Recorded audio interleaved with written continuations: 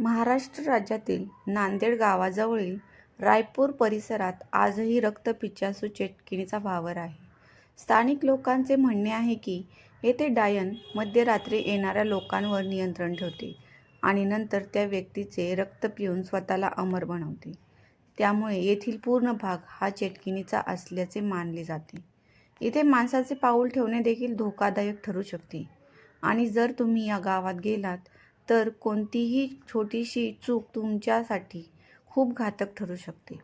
तुमचा यावर विश्वास बसत नसेल तर तुम्ही इथल्या कोणत्याही झाडावर खिळे ठोकून स्वतः बघू शकता, पण त्यानंतर तुम्हाला नक्कीच मृत्यूला सामोरे जावे लागू शकते.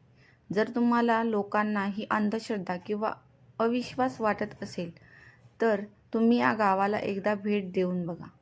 हे झपाटलेले गाव शापित असल्याचे मानले जाते. येथे एक दोन नव्हे तर सर्वच भागात चेटकिणी जमा झाल्या आहेत.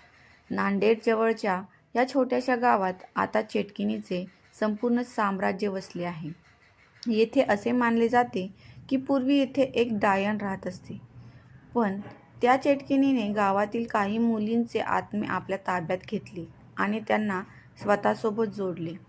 आज त्याच मुली या चेटकिणीसह स्वतः अमर ठेवण्याचा प्रयत्न करतात.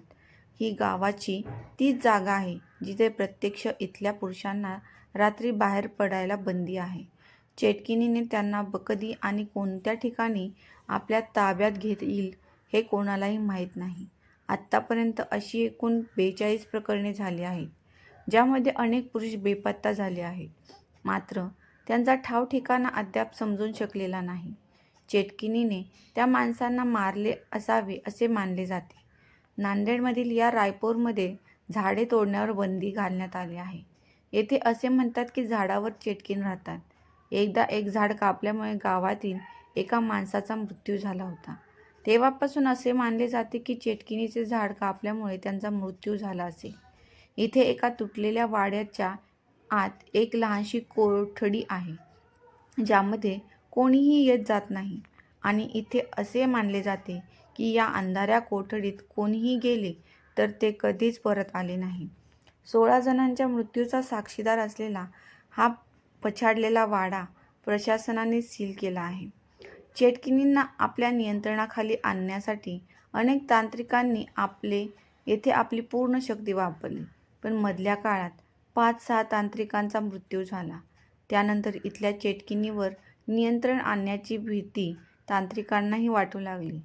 प्रत्येक अमावस्या व पौर्णिमेच्या रात्री गावात कोणीही बाहेर पडत नाही असे म्हणतात. आता लोक आपली घरे व्यवस्थित बंद करून घरात राहतात. रस्त्याने चालताना अनेकदा विचित्र आवाज ऐकू येत असल्याचा अनुभव गावातील काही लोकांना घेतला आहे, पण पाठी वळून पाहिले तर तिथे कोणीही नसते. गावातील रणजित नावाच्या व्यक्तीने तर बाईकवर डायनला लिफ्ट दिली होती. खूप पुढे गेल्यावर त्याला आपल्या मागे कोणीतरी बसल्याची जाणीव झाली, पण त्याने मागे वळून पाहिले तर कोणीच नव्हते, असे रायपूरच्या लोकांचे हे म्हणणे आहे. इथे अनेक वर्षापूर्वी एका सुंदर स्त्रीवर गावातील अनेक लोकांनी बलात्कार केला होता.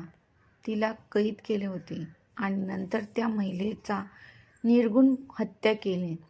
यानंतर ती डायन बनून इथे आपला बदला पूर्ण करीत आहे, असे येथील स्थानिक लोकांचे मत आहे. मित्रांनो, तुम्हाला ही कथा आवडली असेल तर चॅनलला लाईक आणि सबस्क्राईब नक्की करा. धन्यवाद.